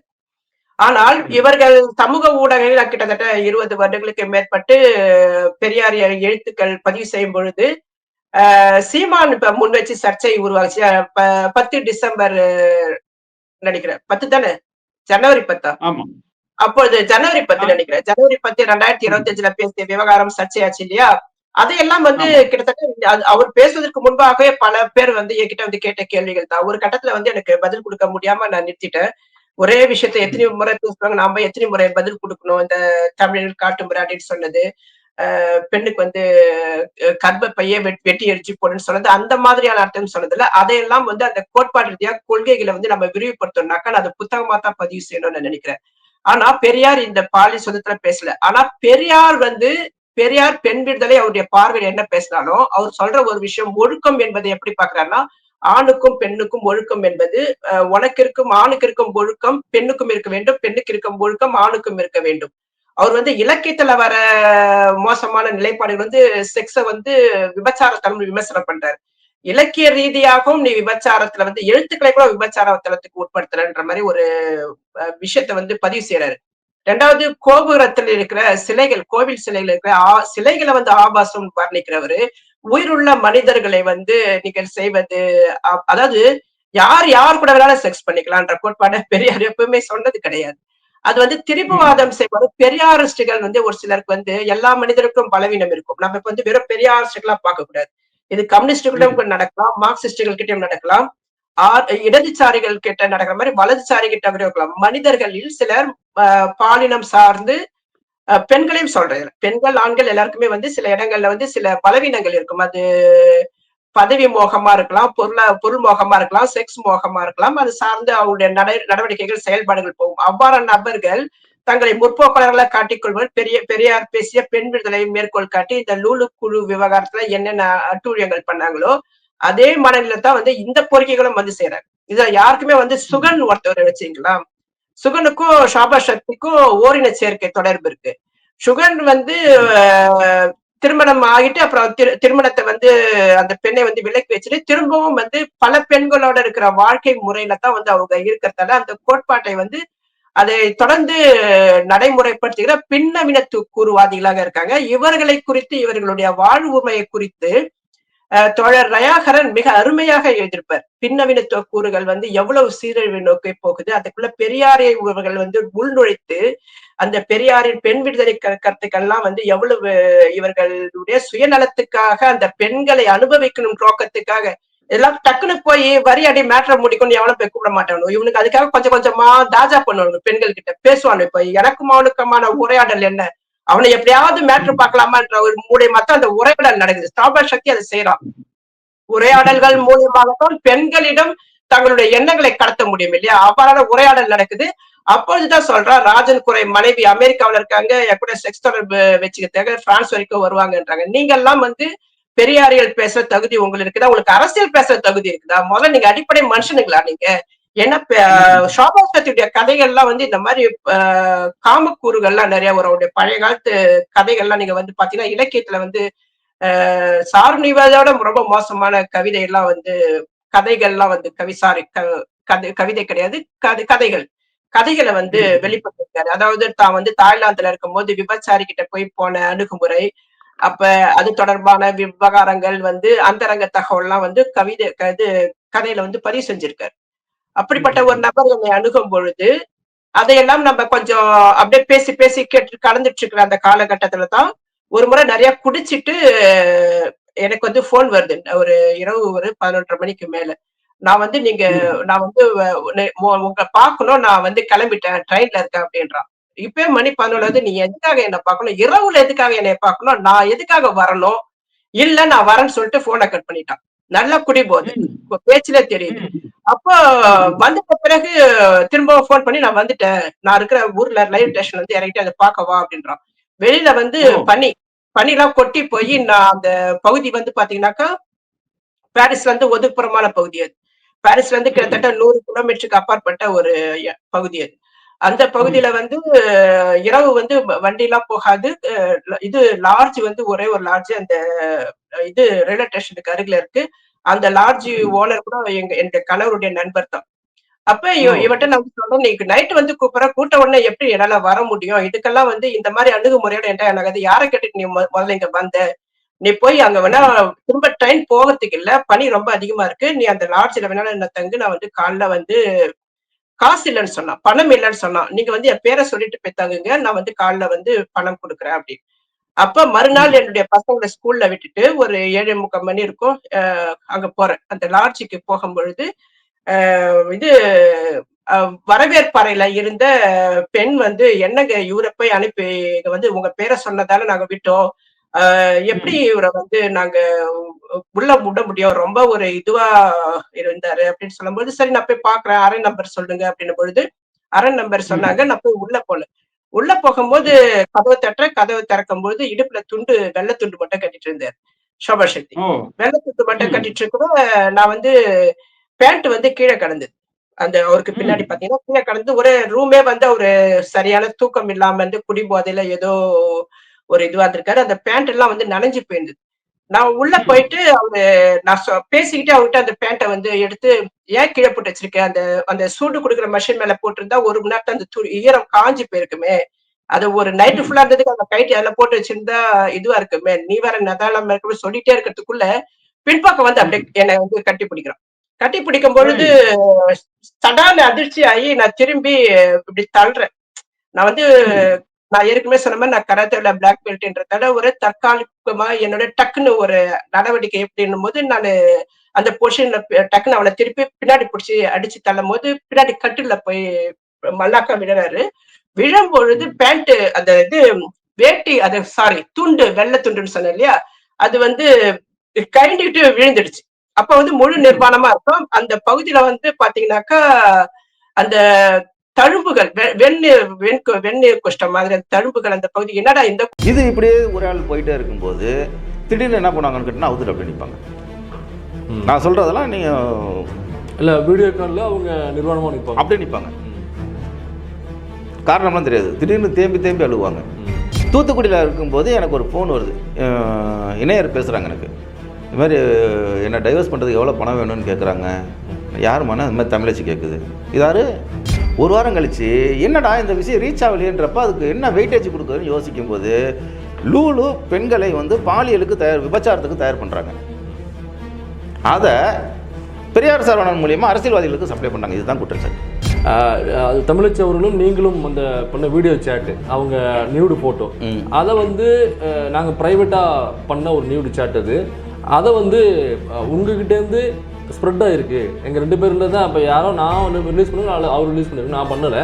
அப்போ வந்து பெரியார் சரவணன் வந்து அந்த நியூடு ஃபோட்டோஸை வந்து வித்தவுட் பெர்மிஷன் அவர் வந்து ஸ்ப்ரெட் பண்ணிட்டார் இருக்கும். அப்போ இதான் பிரச்சனையா? இல்லை அப்படியே இல்லை இல்லை இல்லை இதான் பிரச்சனையா? நான் அதை வெளியிடலை. நான் கேட்குற ஒரே கேள்வி, எத்தனை பேத்துக்கு நீ அனுப்புனேன்? எப்படி அந்த படம் வெளியில் வந்துச்சுன்னு நான் திருப்பி கேட்குறேன். இப்போ சமீபத்தில் எடுத்துக்கங்க, இவங்க அனுப்புன படத்தை நாமக்கல்ல இருந்து எனக்கு ஒருத்தர் அனுப்புகிறான். குஞ்ச வச்சுக்கிட்டாடா நீ என்னைய புடிச்சு இருக்கிற அப்படின்ற மாதிரி கேட்டு பேசிட்டு திரும்ப கையை பிடிச்சிக்கலாம். அப்ப கோவம் வந்து அடிக்க ஆரம்பிச்சுட்டு அப்புறம் எனக்கு சரி நிதானம் இல்லாம கொஞ்சம் நிதானம் இல்லாம இருக்காம உணர முடிஞ்சுது. சட்டையை போட்டு கிளம்புடா, நான் வேற உன்னை ரூம்ல விட்டு வச்சுட்டா காசை வேற கட்டணும், வரவேற்பு வேற ரொம்ப மோசமா பேசுறாங்க, கிளம்புடான்னு சொல்லிட்டு அவனை வெளியில எடுத்து வந்து அந்த காசு அவங்க கிட்ட கொடுத்து கட்ட வச்சுட்டு அவனை என்னுடைய கார்ல உட்கார வச்சு ரயில்வே ஸ்டேஷன்ல போய் இறக்கி விட்டு ட்ரெயின் டிக்கெட் காசை கொடுத்து, இதுக்கு மேல என் வாழ்க்கையில வந்து உன்னை பார்க்கவே கூடாது, நேர்ல பார்த்தா காரை எடுத்து சாவடிச்சிடுவேன்னு சொல்லி திட்டி அனுப்பினேன். அன்னைக்கு போனவன அதுக்கு பிறகு நான் பார்க்கவே இல்லை. அப்ப போயிட்ட பிறகு போன அதே வேகத்துல நான் என்ன பண்றேன், வீட்டுக்கு வந்து அவங்க அப்ப வந்து என்னுடைய கணவர் வந்து வீட்டுல தான் இருந்தார். நான் அவர்கிட்ட சொன்னேன் இந்த மாதிரி நடந்தது அப்படின்னு சொல்லும்போது, நான் போய் சொன்னேன், ஏதாவது சொன்னா கேக்குறீங்களா அப்படின்ற மாதிரி என்கிட்ட கொஞ்சம் கோபப்பட்டாரு. அப்புறம் பரவாயில்ல விட்டுரு அப்படின்னாரு. நான் ஆனா அதே கோவத்தோட இவங்க சோபா சக்தியோட தங்கச்சி தர்மினின்னு பேரு, அவங்கள வந்து கவிஞரா இருக்காங்க, பிரான்ஸ்ல தான் இருக்காங்க. பிரான்ஸ்ல அவங்க கூட தான் வந்து சோபா சக்தியும் இருக்கும். அப்ப அவங்க கிட்ட இந்த மாதிரி உங்க அண்ணன் வந்து இந்த மாதிரி செஞ்சாங்கன்னு மன்னிச்சிடுங்க, நான் பாத்துக்கிறேன். இல்ல நான் இதெல்லாம் சும்மா விட மாட்டேன், நான் எழுத போறேன்னு அதெல்லாம் செய்யாதீங்க, அதெல்லாம் செய்யாதீங்க, நான் அண்ணன் கிட்ட பேசுறேன், அதெல்லாம் வெளியில எதை பேசிடாதீங்க ப்ளீஸ் அப்படின்னு சொல்லி கேட்டாங்க. நான் எந்த பதிலும் சொல்லாம கட் பண்ணிட்டேன். கட் பண்ணிட்டு திரும்ப இன்னொரு போன், ஏன்னா வந்து ரயாகாரன் போன் நம்பர் கொடுத்து வச்சிருந்தாரு. அவருக்கு போன் போட்டு எனக்கு என்ன அவ்வளவு கோபம், என்ன பெரிய அரசுன்ற நம்பிக்கையில வந்து நம்ம அவங்க கூட பழக போறோம், பேசுறோம். இப்ப வந்து இவ்வளவு வந்து ஒரு மாறான ஒரு நடத்தை கொண்டு இப்படி மோசமா செஞ்சுட்டாலும் நான் வந்து ஏன் இந்த அளவுக்கு இடம் கொடுத்த அப்படின்ற ஒரு கொஸ்டின் மத்தவங்க கேக்குறாங்க. இன்னும் சிலர் என்ன கேக்குறாங்கன்னா, இவையா அந்த இடத்துக்கு போனான்னு கேக்குறாங்க. எனக்கு வந்து ஏன் நான் போனேன்னா, என்னை எல்லாத்தையும் சமாளிக்கிற தன்மை தைரியம் என்கிட்ட இருக்கு, என்னை மீறி அவ என்ன பண்ண முடியும், அப்ப நான் போறேன். ஆனா இந்த கேள்விகள் வருதுல, எந்த கேள்வியும் அவனை நோக்கி அந்த கேள்விகள் வரல. அரசியல் ரீதியாக நான் சொல்றேன். எல்லாமே ஏதோ ஒரு சார்பு நிலையில வரும்பொழுது பொது புத்தி பொதுமக்கள் பத்தி இல்லைன்னா இவன் ஏங்க போனா அப்படின்ற ஒரு கேள்வி வச்சிருவான். அப்ப நான் என்ன பண்றேன், தோழர் ரயகரனுக்கு போன் போட்டேன். போன் போட்டு அதே தினம் எல்லாமே உடனே உடனே வீட்டுக்கு வந்த வேகத்துல நடக்குது. அவர்கிட்ட இது மாதிரி பண்ணிட்டான் அப்படின்னு சொல்லி சொல்றப்ப, தோழர் அவருடைய அணுகுமுறை அப்படித்தான், நான் ஏற்கனவே உங்ககிட்ட சொன்னேன் இல்லையா அப்படின்னு சொல்லி தோழர் ரயகரன் சொல்றேன். சொல்லும்போது நான் என்ன பண்றேன், வெளியில வந்து பிளாக்ல எழுதிட்டேன். இந்த மாதிரி இப்ப வெந்து போன குஞ்ச வச்சுக்கிட்டு என்னைய வந்து பின்பக்கம் வந்து பிடிச்சான், நான் அவனை போட்டு தூக்கி போட்டு தள்ளி அடிச்சுட்டு வந்தேன்னு சொல்லிட்டு கோவத்துல எழுதி பிளாக்ல போட்டுட்டேன். போட்ட உடனே அது பயங்கர சூடாயிடுச்சு, சூடு பிடிச்சிருச்சு. சூடு பிடிச்சிருச்சு, பல விவாதங்கள் உருவாகுது. விடுதலை புலி ஆதரவாளர்கள் அதை வந்து எடுத்து போட்டு பேசுறாங்க. என் மீதான கேரக்டர் படுகொலை பொதுமக்கள் மத்தியில இருந்து அந்த சமூக ஊடகங்கள் நடக்குது. நான் தான் வந்து எல்லாத்தையும் வச்சு போங்கடா, எனக்கு ஒரு அரசியல் இருக்கு, நான் சரியா செயற்படுறத பார்ப்பேன். மத்தவன் எதிர் விமர்சனம் வைக்கிறான்னா அந்த விமர்சனம் யார் வைக்கிறான்னு பார்ப்பேன். மத்தபடி பொதுமக்கள் கருத்துலாம் நான் வந்து இம்பார்ட்டன்ட் கேட்டுப்பேன். அதுல உள்நோக்கம் இது தேவையா, இது வேலிடானது, சரியானதா, சரியில்லையா, சரியா எடுத்துப்பேன், சரியில்லையா தூக்கி போட்டு போயிட்டே இருப்பேன். அப்ப அந்த கருத்தியல் ரீதியாக நான் தயார் நினைக்கிறேன். அந்த தோழர் ரயாகரன் ஒரு பதிவு எழுதுறாரு, சோபா சக்தியை கடுமையா விமர்சனம் பண்ணி. அப்போ இதையெல்லாம் வந்து அப்பவே பதிவு செஞ்சது. இதெல்லாம் வந்து 2007 வந்து நடந்தது. அப்ப எதுக்குமே பதில் கொடுப்பா சோபா சக்தி. 3 வருடங்கள் 2009 வருது, முள்ளிவாய்க்கால் படுகொலை நிகழ்வுகள் நடக்குது. தமிழகமே வந்து அதிர்ந்து போய் நிக்குது. உலக தமிழர்கள் எல்லாமே அந்த படுகொலையில 1,00,000க்கு மேற்பட்ட ஈழத்தமிழ் மக்கள் படுகொலை செய்யப்படுறாங்க. குறைஞ்சபட்சம் அவங்களால ஒண்ணு செய்ய முடியாம ஒரு ஒரு ஆழ்ந்த வருத்தத்தையாவது வந்து சமூக ஊடகங்களை பதிவு செஞ்சுட்டு இருந்தாங்க. ஆனா இந்த கும்பல் ராகவன், சோபா சக்தி குளோபலையும் சரி எதுலயுமே சரி அந்த படுகொலை செய்யப்பட்ட மக்களுக்கு ஆதரவாக எதுவுமே பேசல. அப்ப வந்து என்ன பண்றாங்க, பிரியா மனோகரன், சாரி பிரியா தம்பின்னு ஒருத்தவங்க, என்ன பண்றாங்கன்னா, ஒரு தமிழ்நாட்டை சேர்ந்த பத்திரிகையாளர். அவங்க வந்து இவன் வந்து இந்த இவனுடைய அணுகுமுறை விமர்சனத்துக்கு உட்படுத்தி, இவர்கள் எல்லாம் இந்த புலி எதிர்ப்பாளர்கள், அவங்களுக்கு ஒரு அரசியல் இருக்கலாம், ஆனா மக்கள் படுகொலை கூட இவங்க யாரும் விமர்சிக்காம இருக்காங்க அப்படின்னு போட்டுட்டு, இவரெல்லாம் கூட வந்து தமிழச்சி இவங்க மேல ஒரு பாலியல் குற்றச்சாட்டு வச்சாங்க அப்படின்னு சொல்லி பேசுறாங்க. அதுல வந்து அது பதிவு எழுதியிருக்காங்க. அந்த பதிவு கீழே வந்து சோபா சக்தி ஏதோ பேசியிருக்கான். அந்த பேசுன உடனே அந்த முதல்ல பேட்டி எடுத்தாங்க, நான் சொல்லி பேசுறேன்னு சொன்னேன் இல்லையா, அவரு வந்து அவர் பேர் இப்ப டக்குன்னு எனக்கு ஞாபகம் வரல. அந்த பத்திரிகையாளர் வந்து எனக்கு மெயில்ல வந்து உங்க கூட பேச முடியுமான்னு கேட்டுட்டு என்கிட்ட வந்து அவர் பேரு எனக்கு பேரை சொன்னா சரியா இருக்கும், ஞாபகம் வரல. அவர் வந்து ஒரு கேரளத்தை சார்ந்தவர். அந்த பத்திரிகையாளர் வந்து என்கிட்ட வந்து, நான் தான் அந்த பத்திரிகை சோபா சக்தியை பேட்டி எடுத்தேன், நீங்க எழுதியிருந்தீங்களா, நான் தான் அவரு, உங்க பிரச்சனை சார்ந்து அங்க விவாதம் போயிட்டு இருக்கு, அதை நீங்க வந்து பதில் கொடுக்க முடியுமா, சோபா சக்தி உங்களை பத்தி ஏதோ பேசுறா அப்படின் போது, நான் வந்து பிரியா தம்பி சொன்னதெல்லாம் உண்மைன்னு சொன்னா கூட எழுதுனா போதும் அப்படின்னாரு. எனக்கு வந்து நான் வேலை டைம்ல இருந்தேன். சரி அவங்க சொல்றாங்கன்ட்டு நான் வந்து பார்த்தா பதிவு பார்த்துட்டு, ஆமா நீங்க சொல்லலாம் உண்மைதான் நடந்தது தானே அப்படின்னு சொல்லிட்டு நான் போட்டுட்டு வந்துட்டேன். அதுக்கு உடனே வந்து மறுநாள் என்னுடைய மெசஞ்சர்ல வந்து சோபா சக்தி நீண்ட நீங்க தான் என்ன பேச வைக்கிறீங்க, இனி நான் பேசுவேன், நமக்குள்ள என்ன நடந்ததுன்றத பேசுவேன் அப்படின்னு சொல்லி போட்டிருந்தான். என்ன நமக்குள்ள நடந்து பேசலாம் பேசிட்டு போட்டோமா, நான் என்கிட்ட அதுக்கு பதில் கூட கொடுக்கல. அந்த மெசஞ்சருக்கு நான் பதில் கூட கொடுக்கல. அப்புறம் தான் வந்து வெளியில வந்து ஒரு பதிவு போடுறாரு, அவதூறார்களே நீங்கள் தான் என்னை பேச வைக்கிறீங்கன்னு சொல்லிட்டு ஒரு நீண்ட ஒரு பதிவு எழுதி, அதுல தப்பு தப்பா பல தகவல்களை வந்து பொய்யான கருத்துக்களை பதிவு செஞ்சுட்டு, இறுதியாக தமிழச்சி தான் நான் படுக்க கூட்டா, அதால தான் நான் போனேன்னு வந்து முடிக்கிறான். முடிக்கும் பொழுது 3 வருஷத்துக்கு பிறகு அந்த பதில் வருது. அப்ப வந்து மீண்டும் ரயாகரனுக்கு கோவம் வருது அந்த பதிவை பார்த்துட்டு. ஏன்டா இப்படி பண்ற? தமிழச்சி உன்னை அடிச்ச அன்னைக்கே வந்து ப்ளாக்ல எழுதுனாங்க. தமிழச்சி அடிச்ச அன்னைக்கே எனக்கு போன் போட்டு எல்லா தகவலையும் சொன்னாங்க. ஒரு பொம்பளை வந்து மேட்ரு பண்ணிட்டு வந்தாக்கா அதை வெளியில முதல்ல சொல்லுமா? சொல்ல மாட்டாங்க. 2வது வந்து பதிவு நடந்த நிகழ்வு நடந்த அன்னைக்கே வந்து இவனை இழுத்து போட்டு அடிச்சேன்னு சொல்லி நான் வந்து பதிவு போட்டிருக்கேன். அந்த ப்ளாக் வந்து ஏன் இப்ப என்னால காட்ட முடியல? அந்த காலகட்டத்தில் நான் ப்ளாக் வச்சிருந்தேன். அதுக்கு பிறகு நான் வெப்சைட் மாத்திட்டேன். இப்ப கூட அந்த வெப்சைட் மாத்தி மாத்தி புது டிசைன் மாறும்பொழுது பழசெல்லாம் போயிடும். இப்ப புது டிசைன்ல ஒரு வெப்சைட் வச்சிருக்கேன். அதுல இன்னும் நான் எழுதல. ஆனா இதெல்லாம் எழுதணுன்ற நிர்பந்தத்தை வந்து இப்ப சமகாலம் ஒரு விஷயம் வந்து ஏற்படுத்துச்சு. என்னன்னு பாத்தீங்கன்னாக்கா, சோபா சக்தி பேசும்போது கூட சிப்படா அப்படின்ற மாதிரி போயிட்டேன். இப்ப யார்கிட்ட போய் நிரூபிக்க முடியாது. நிரூபிக்கிறதுக்கு என்னாக்கா ஒரு சிலர் ஒரு சார்பாளர்கள் தமிழ்ச்சி சொல்வது உண்மைன்னு நினைப்பாங்க. இன்னொரு சார்பாளர்கள் சோபா சக்தி சொல்றாங்க உண்மைன்னு நினைப்பாங்க. உங்களுக்கு வந்து அந்த காலகட்டத்திலேயே நீங்க வந்து உடனே அந்த நிகழ்ச்சி நடந்த உடனே வந்து ரயாகரனா அவருக்கு நீங்க தொலைபேசி பண்ணலாம் சொல்லிருக்கீங்கல்ல, அவரு இன்னும் இருக்காருல்ல? கண்டிப்பா அவரும் பிரான்ஸ்ல இருக்காரு. அவரை கூட நீங்க வச்சு பேட்டி எடுக்கலாம். அவர் எழுதின பதிவே உங்களுக்கு காட்டுவார். சரிங்களா? இப்ப எதுக்காக நான் சொல்றேன்னா, இந்த பெரியாரிஸ்டுகள் எந்த எல்லை வரைக்கும் போவாங்கன்னாக்கா, ஈழத்து பெரியாரிஸ்டுகள் சொல்லிக் கொண்ட இவர்கள் இவ்வளவு பொறுக்கித்தனம் பண்ணாங்க இல்லையா? இப்ப லூலு விவகாரத்துல வரும்போது ஒரு பெரியாரிஸ்ட் அவன் வந்து தமிழக வாழ்வுரிமை கட்சியின் மாநில கொள்கை பரப்பு செயலராக பெரியார் சரவணன் என்ற ஒரு நபர் இருக்காரு.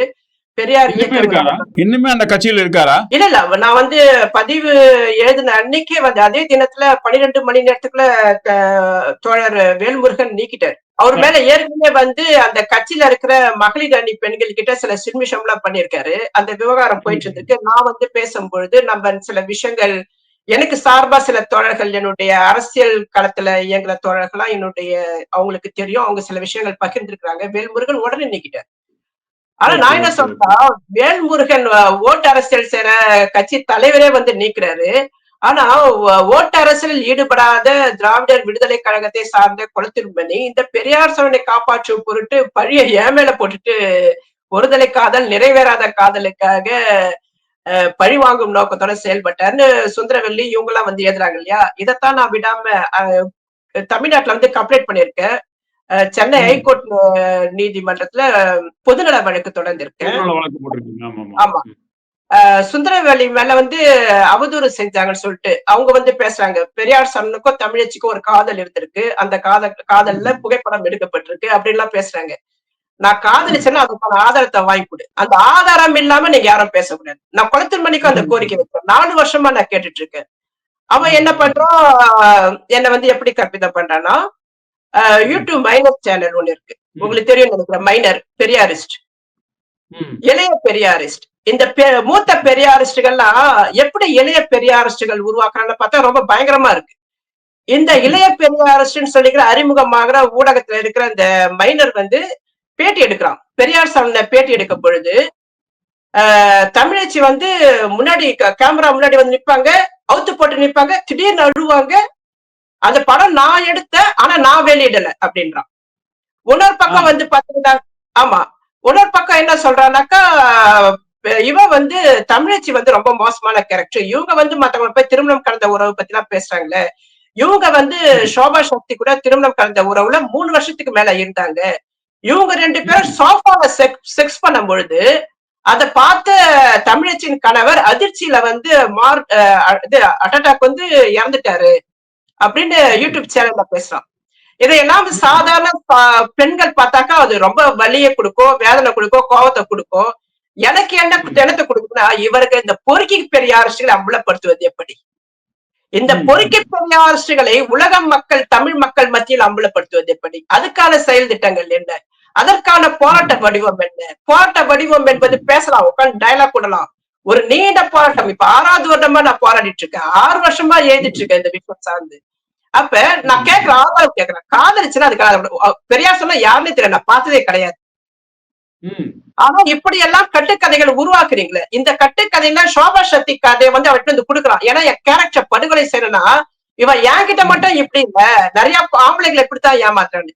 அந்த லூலு என்ன பண்ணுதுன்னா, இவ வந்து எல்லாருக்கிட்ட அவுத்து போட்டு காட்டி பணம் வாங்குற பணம் பறிக்கிற குரூப்பா, அதுக்கான ஆதாரம் எல்லாம் வச்சிருக்கேன்னு சொல்லிட்டு ஒரு ஃபேக் போட்டோ சாட் எல்லாம் தயார் பண்ணாங்க. தயார் பண்ணி வெளியிட்டாங்க. இதெல்லாம் நடந்தது 2020. அந்த சாட் எல்லாம் எடுத்து போலீஸ்ல கம்ப்ளைண்ட் பண்ணி வச்சிருக்க தமிழ்நாட்டுல. என்னை பத்தி பேசினா அரசியல் ரீதியா நீங்க எதிர்கொள்ளுங்க.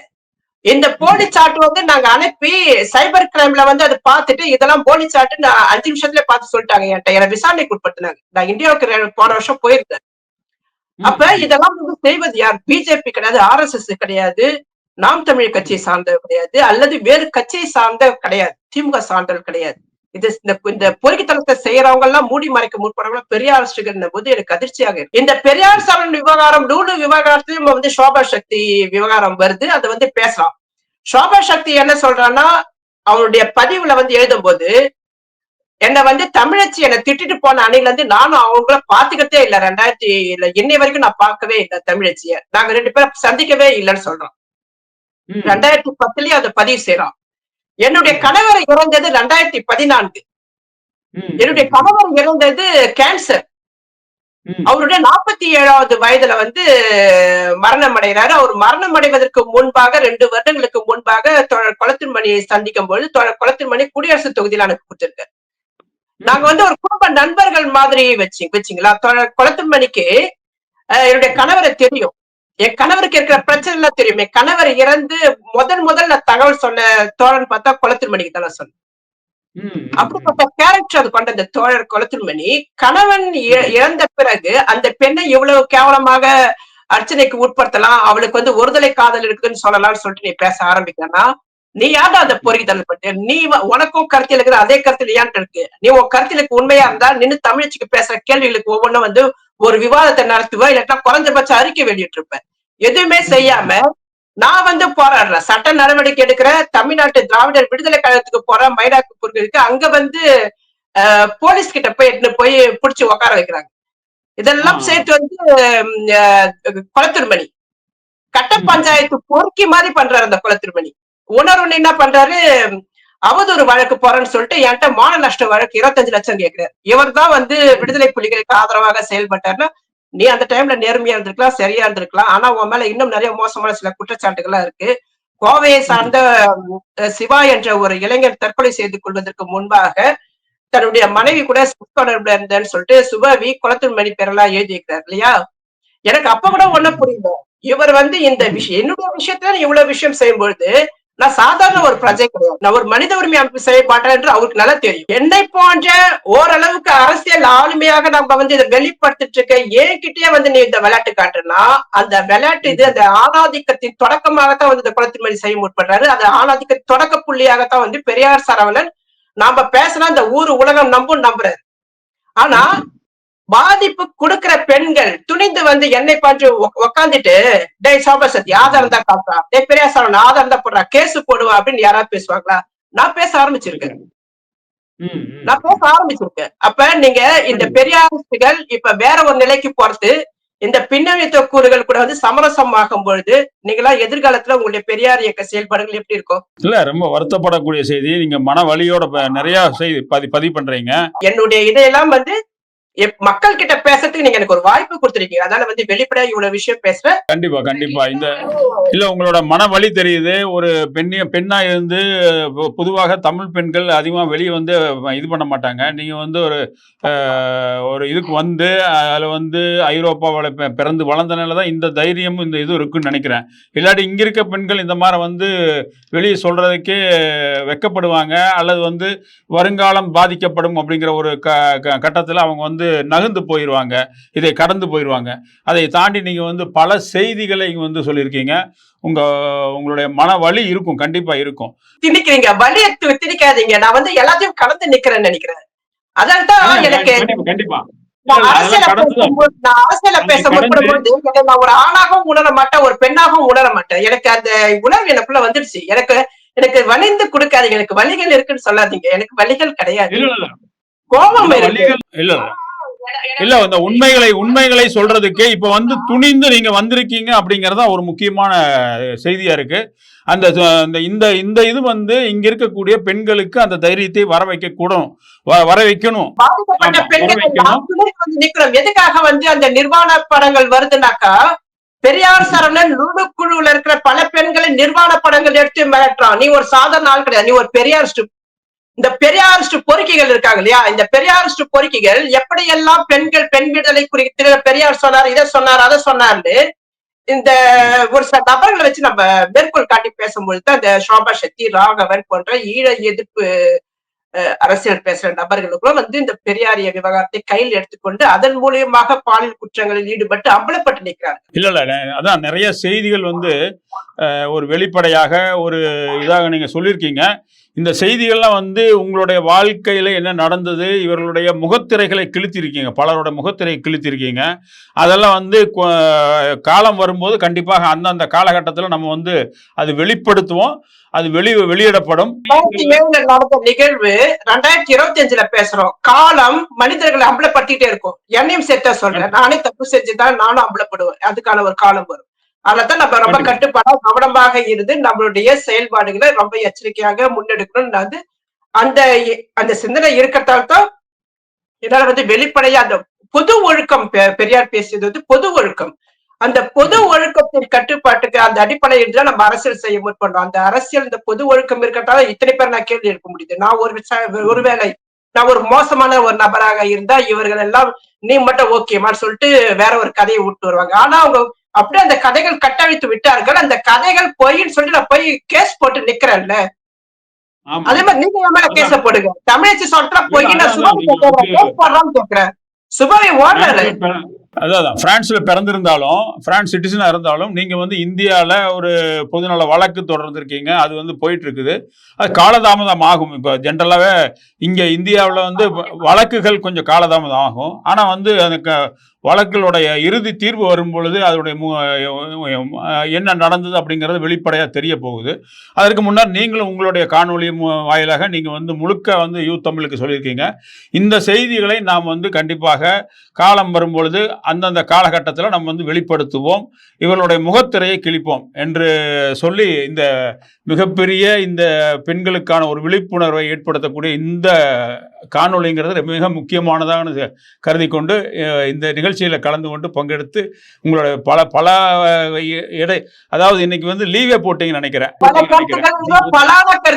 பலான கருத்துக்களை பெண்கள் வந்து மூடி மறுத்து தன்னை வந்து ஒருத்தவ வந்து மோசமான முறையில வந்து தன்னை பாலியல் சுரண்டலுக்கோ அல்லது பாலியல் துன்புறுத்தலுக்கோ அல்லது கிளர்ச்சி ஊற்றிய வார்த்தைகள் வந்து தனக்கிட்ட வந்து திணிப்பதற்கு கூட பெண்கள் வந்து வெளியில பேச தயங்கும் பொழுது இந்த பொறுக்கிகளுக்கு என்ன மாதிரி ஆயிடுச்சுன்னா இவனுங்க எல்லாம் இப்ப வெளியே பேச மாட்டாளோ, இவனுங்களை என்ன வேணாலும் பண்றான்ற ஒரு மனநிலைக்கு வந்துடுறாங்க இல்லையா. அந்த ஆணாதிக்க மனநிலையின் மீதான பெரியார் கைத்தடியை இனி தூக்க வேண்டியது பெரியாரிய பெண்ணிய பேசிக்க கொண்டிருக்க பெண்கள் தான் தூக்கணும். இந்த பெரியாரிய பெண்கள் பேசுற ஆண்கள் இருக்காங்க இல்லையா, அவனுக்கு அவங்கள தடை தான் தூக்குறாங்க. அசிங்கமா பேசுறாந்தா பெரியாருடைய கைத்தடி தூக்க மாட்டானுங்க. அவனுக்கு பிறப்புரிப்பை வச்சுக்கிட்டு வந்து பெண்ணிய பேச வரானுங்க. அதான் சரி. இப்போ இந்த மாதிரி பெண் விழிப்புணர்வுக்காக ஒரு இந்த இதை பண்ணியிருக்கீங்க. இது வந்து கண்டிப்பாக உங்களோட எண்ணங்கள் வந்து ஒரு முக்கியமாக பெண்களுக்கு அது விழிப்புணர்வை ஏற்படுத்தும் அப்படின்னு நினச்சி நம்ம இந்த நிகழ்ச்சியை இதோட முடிச்சுக்கலாம். மறுபடியும் தொடர்ந்து நம்ம நிறைய செய்திகள் இருக்குது, மறுபடியும் பேசுவோம்.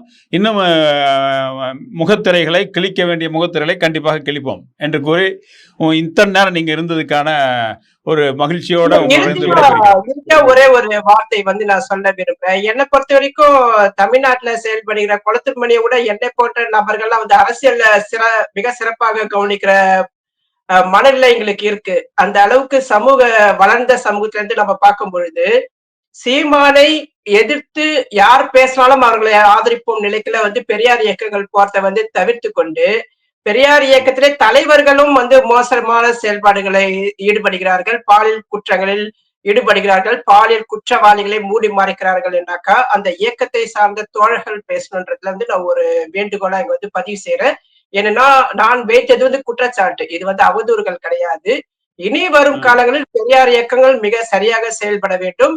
பெரியார் இயக்கங்கள் யாரை சீமானை விமர்சிக்கும் ஒரு புலி எதிர்ப்பு கும்பல் இப்ப ஊடுருவி பெரியார் இயக்கத்தின் மூலியமாக ஒரு ஆதரவு கோரும் நிலைக்குள்ள வந்து திட்டமிட்டு வந்து நிக்கிறாங்கன்னா அந்த அரசியலை வந்து உள்வாங்கணும்னு நினைக்கிறேன்.